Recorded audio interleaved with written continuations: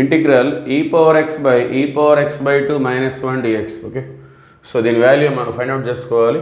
So న్యూమరేటర్లో మనం e power xని e power x by 2 into e power x by 2గా, సో బేసెస్ ఈక్వల్ ఇంటూలో ఉన్నాయి, పవర్స్ యాడ్ చేస్తాం. x by 2 plus x by 2 అంటే మళ్ళీ xే వచ్చేస్తుంది. సో డినామినేటర్లో e power x by 2 minus 1. Okay, so ఇప్పుడు మనం డినామినేటర్ని ఈ మొత్తాన్ని మనం సమ్ t అనుకున్నట్లయితే, so derivative of e power x by 2 అంటే ఏమొస్తుంది? e power x by 2. Okay, so మళ్ళీ x బై 2ని డెరివేటివ్ చేయాలి కాబట్టి 1 బై 2 వచ్చేస్తుంది. Derivative of x dx, derivative of t dt. Okay, so ఇక్కడ e power x by 2 dx is equal to 2 dt. So ఒక e power x by 2 dx వరకు మనకి 2 dt వచ్చేస్తుంది.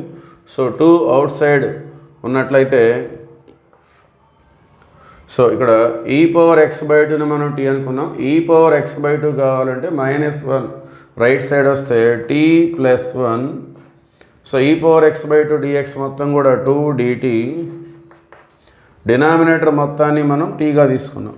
సో ఫైనల్గా ఇలా వస్తుంది. సో దీన్ని మనం స్ప్లిట్ చేసినట్లయితే 2 into integral t by t అంటే 1.